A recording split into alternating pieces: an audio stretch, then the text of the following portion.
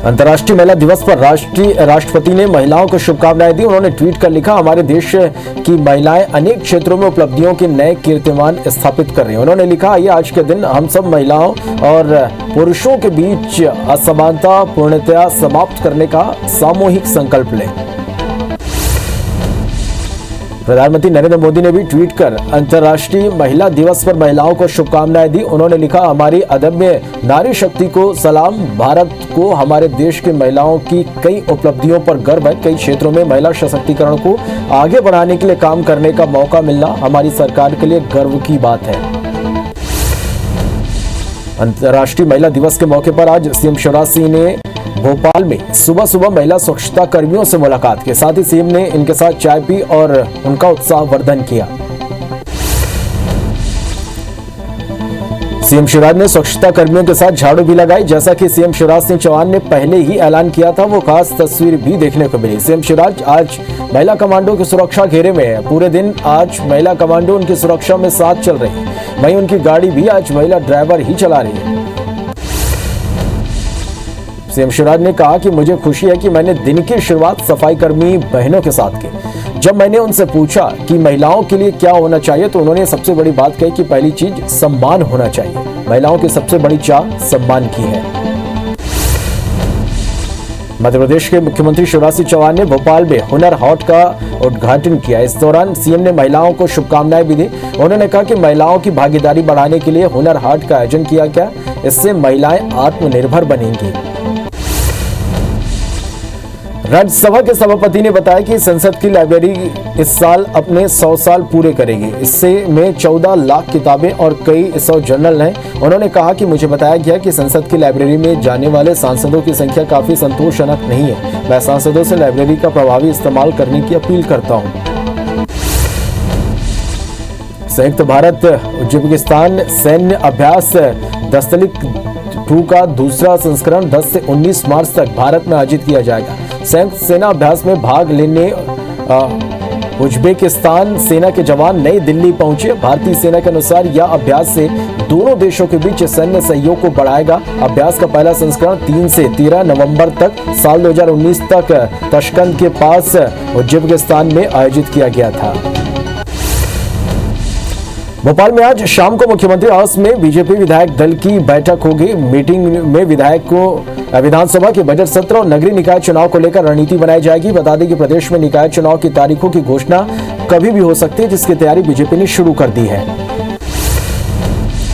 BCCI ने Indian Premier League IPL season 14 का schedule जारी कर दिया। आईपीएल का 14वां सीजन 9 अप्रैल से शुरू होगा और 30 मई तक चलेगा। 52 दिन चलने वाले टूर्नामेंट का फाइनल मुकाबला अहमदाबाद के नरेंद्र मोदी स्टेडियम में खेला जाएगा।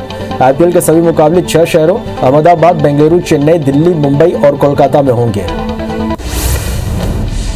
रायपुर में चल रही रोड सेफ्टी वर्ल्ड सीरीज में बांग्लादेश लेजेंड्स को दूसरी बार हार का सामना करना पड़ा। रविवार को खेले गए मैच में इंग्लैंड लेजेंड्स ने 7 विकेट से शानदार जीत हासिल की। वहीं आज महिलाओं को फ्री में एंट्री मिलेगी। यह सौगात सीएम भूपेश बघेल ने महिला दिवस पर दी है।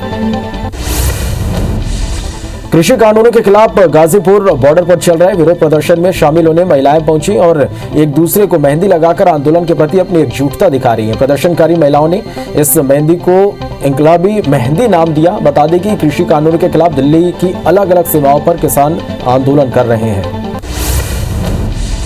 मध्य प्रदेश में आज बढ़ती महंगाई, बच्चियों से रेप और महिला अत्याचार के खिलाफ महिला कांग्रेस हल्ला बोल करेगी। साथ ही भोपाल में विधानसभा का घेराव कर सरकार को ज्ञापन सौंपेगी, जिसमें कांग्रेस विधायक भी शामिल होंगे। राष्ट्रपति के दमोह आगमन पर छपे कार्ड और शिलालेख को लेकर जिले के प्रभारी और मंत्री गोपाल भार्गव का नाम नहीं होने से समर्थकों में नाराजगी है। ब्राह्मण समाज सहित कई संगठनों ने बीजेपी को उपचुनाव में परिणाम भुगतने की धमकी भी दे डाली। सोशल मीडिया पर भार्गव समर्थकों ने इस पर कड़ी प्रतिक्रिया दी है। कुछ लोगों ने इसे जातिवाद की राजनीति भी बताया। छत्तीसगढ़ के राजस्व मंत्री जयसिंह अग्रवाल की कोरोना रिपोर्ट पॉजिटिव आई। उन्होंने ट्वीट कर इसकी जानकारी दी। साथ ही उन्होंने संपर्क में आए लोगों से क्वारंटाइन होने और कोरोना जांच कराने की अपील की। इधर स्वास्थ्य मंत्री टीएस सिंहदेव की भी कोरोना रिपोर्ट पॉजिटिव आई है। स्वास्थ्य मंत्री ने खुद इसकी जानकारी दी है और संपर्क में आए लोगों से कोरोना टेस्ट कराने की अपील की। साथ ही उन्होंने कोरोना गाइडलाइन का पालन करने की बात भी कही। दुनिया भर में कोरोना संक्रमितों का आंकड़ा 11 करोड़ 74 लाख को पार कर गया। वहीं मौत का आंकड़ा 26 लाख 4 हजार को क्रॉस कर गया। अब तक दुनिया में स्वस्थ होने वालों का आंकड़ा 9 करोड़ 29 लाख को पार कर गया। वहीं दुनिया में 2 करोड़ 18 लाख एक्टिव मरीजों का इलाज जारी है। ब्राजील में 18 मार्च तक सारे रेस्टोरेंट और स्टोर को बंद कर दिया गया है। देश में कोरोना के बढ़ते मरीजों के बीच 24 घंटे में 18,650 नए मरीज सामने आए हैं। देश में कोरोना संक्रमितों की संख्या 1 करोड़ 12 लाख 29 हजार के पार पहुंच गई है। कोरोना से अब तक 1,57,890 मरीजों की मौत हो चुकी है। वहीं संक्रमण के मामले में भारत दुनिया में दूसरे नंबर पर पहुंच गया है। देश में 24 घंटे में 14,303 नए मरीज मिले हैं। छत्तीसगढ़ में 24 घंटे में कोरोना के 222 नए मरीज से आंकड़ा 3,14,320 हो गया। वहीं एक्टिव मरीजों की संख्या 2,820 हो गई है। 3 मरीजों की मौत से आंकड़ा 3,858 पहुंच गया। राज्य में 108 मरीजों के डिस्चार्ज होने से आंकड़ा 3,07,642 हो गया। मध्य प्रदेश में कोरोना संक्रमण के मामले में देश में 6वें नंबर पर है। मध्य प्रदेश में 24 घंटे में कोरोना के 429 नए केस सामने आए हैं, जिसमें संक्रमितों का आंकड़ा 2,64,000 के पार हो गया। प्रदेश में 3 मरीजों की मौत हुई है। इससे अब तक कुल आंकड़ा 3,771 पहुंच गया। भोपाल में 170 और इंदौर में 161 नए केस सामने आए हैं। महाराष्ट्र में 24 घंटे में 11,141 नए केस से 22,19,000 लोग संक्रमित हो गए। राज्य में 38 मौत के साथ अब तक 52,478 मरीजों की मौत हो चुकी है। प्रदेश में 97,727 एक्टिव मरीजों के इलाज चल रहे हैं। राज्य में 24 घंटे में 6,013 लोग रिकवर हुए। पुणे में 2,000 नए केस से कुल संक्रमित 4,21,000 के पार हो गए। दुर्ग के बमेठा में 5 लोगों की संदिग्ध लाश मिली थी। वहीं आज गृहमंत्री ताम्रध्वज साहू बठेना पहुंचे और वस्तु स्थिति का उन्होंने जायजा लिया। इस दौरान दुर्ग के एसपी और पुलिस विभाग के अन्य अधिकारी मौजूद थे। भिलाई के बठेना गांव में 5 लोगों की संदिग्ध लाश मिलने के मामले में शॉर्ट पोस्टमार्टम रिपोर्ट आई है, जिससे पिता पुत्र की खुदकुशी का खुलासा हुआ, जबकि मां और 2 बेटियों की जली हुई अस्थियों को जांचने के लिए भेजा गया है।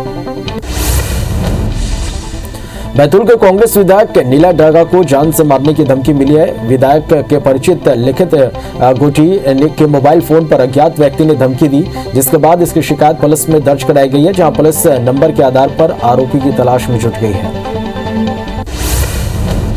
सूरजपुर में पेयजल संकट पैदा हो गया है। शहर में 6 मार्च से पानी की सप्लाई पूरी तरह से बंद है, जिससे लोगों को कई तरह की परेशानियों का सामना करना पड़ रहा है। नगरीय क्षेत्र में पीने के पानी की आपूर्ति रेण नदी से होती है, लेकिन कल अचानक नदी में जल प्रवाह बंद हो गया और नदी सूख गई।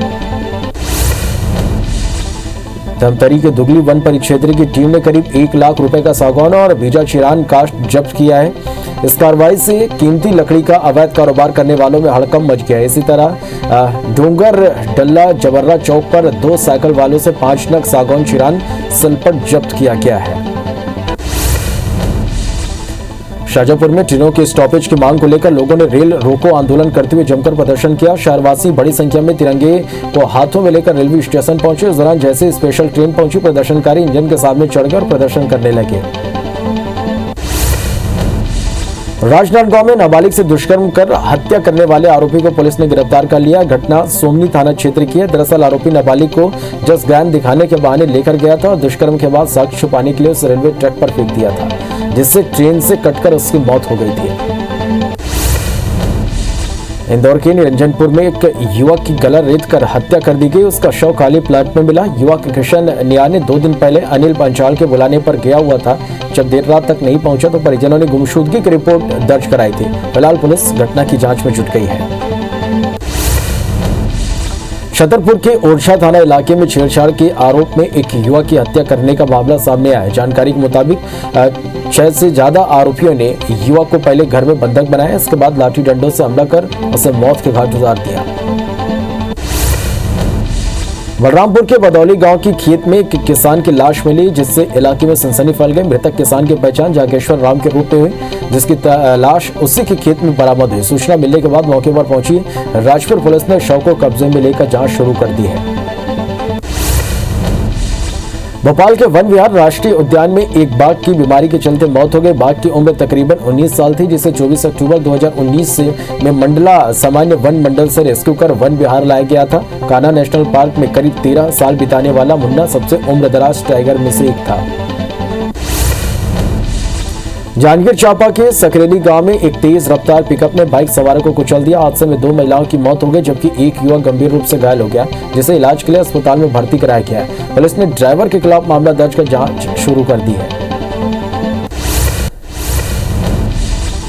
उज्जैन के त्रिवेणी क्षेत्र में शिप्रा नदी के किनारे पर धमाके हुए, जिससे पानी 10 फीट से ज्यादा ऊंचाई तक उछला। इस पर कलेक्टर ने चिंता जताई, साथ ही लोगों को नदी किनारे जाने पर प्रतिबंध लगा दिया। फिलहाल स्थानीय भूगर्भ वैज्ञानिकों की टीम जांच में जुटी है। ग्वालियर में चोरी की स्कूटी पर सवार होकर स्मैक की तस्करी करने 2 तस्करों को पुलिस ने गिरफ्तार किया। इनके पास से 25 ग्राम स्मैक बरामद हुई, जिसकी कीमत 2 लाख रुपए बताई गई। यह कार्रवाई नदी गेट चौराहे पर चेकिंग के दौरान की गई। फिलहाल पुलिस उनसे पूछताछ कर रही है। रतलाम के रिंग नोट पुलिस ने देह व्यापार के ठिकानों पर दबिश देकर 8 महिलाओं और 7 पुरुषों को हिरासत में लिया। पुलिस को लगातार इस बारे में शिकायत मिल रही थी, जिसके बाद यह कार्रवाई एसपी के निर्देश पर की गई। फिलहाल पुलिस आगे की कार्रवाई कर रही है। ग्वालियर में रिश्ते को शर्मसार करने वाली घटना सामने आई, जहां एक चाचा ने अपनी नाबालिग भतीजी से दुष्कर्म की वारदात को अंजाम दिया। पुलिस के मुताबिक आरोपी ने भतीजी का अपहरण कर लिया और उसे दिल्ली ले गए, फिर वहां एक होटल में वारदात को अंजाम दिया। फिलहाल आरोपी पुलिस के गिरफ्त में है। दंतेवाड़ा के जबेली गांव में महिला कमांडो ने डीआरजी के जवानों के साथ एक नक्सली स्मारक को ध्वस्त कर दिया। एसपी ने नक्सली स्मारक ध्वस्त करने की पुष्टि की। बता दें कि नक्सलियों ने अपनी उपस्थिति दर्ज कराने और खौफ कायम रखने के लिए इस तरह के स्मारक बनाते हैं। जगदलपुर पुलिस ने एक बाइक चोर को गिरफ्तार किया है, जिसके बाद से चोरी की 4 बाइक बरामद की गई है। आरोपी का नाम दीपक दास उर्फ कोली है, जो बजावंड पनका पारा का रहने वाला है। पुलिस ने आरोपी के खिलाफ चोरी का मामला दर्ज कर उसे न्यायिक रिमांड में जेल भेज दिया है। सिंगरौली के पुरानी जिला अस्पताल में परिसर में लगे बिजली ट्रांसफार्मर में भीषण आग लग गई। गनीमत रही कि कोई बड़ा हादसा नहीं हुआ। वहीं सूचना मिलती मौके पर पहुंची फायर ब्रिगेड की गाड़ियों ने आग पर काबू पाया। नया रायपुर के शहीद वीर नारायण सिंह स्टेडियम में road safety world series cricket tournament का आयोजन हो रहा है। 6 मार्च को 3 शरारती तत्वों ने चोरी करने की कोशिश की। एक दर्शक की पार्किंग में खड़ी कार में इन लोगों ने चोरी की नीयत से तोड़फोड़ की, जिन्हें पुलिस ने गिरफ्तार कर लिया। उसके बाद स्टेडियम के चारों ओर अतिरिक्त पुलिस बल की तैनाती की गई है। पन्ना के सहेला थाना क्षेत्र में चोरों ने एक ज्वेलरी दुकान को निशाना बनाते हुए लाखों रुपए के आभूषण लेकर फरार हो गए। चोरी की घटना दुकान में लगे सीसीटीवी कैमरे में कैद हो गई। चोरी का वीडियो सोशल मीडिया पर खूब वायरल हो रहा। वहीं पुलिस ने आरोपियों की तलाश शुरू कर दी है। भोपाल के जीआरपी पुलिस ने चलती ट्रेनों में चोरी करने वाले 2 आरोपियों को गिरफ्तार किया है। पुलिस के मुताबिक दोनों शातिर आरोपी चोरी की घटना को अंजाम देने के लिए आउटर पर ट्रेन धीमी होने का इंतजार करते थे या फिर खुद ही पत्थर रखकर ट्रेन को रोक लेते थे। दोनों पिछले 1.5 साल से फरार थे।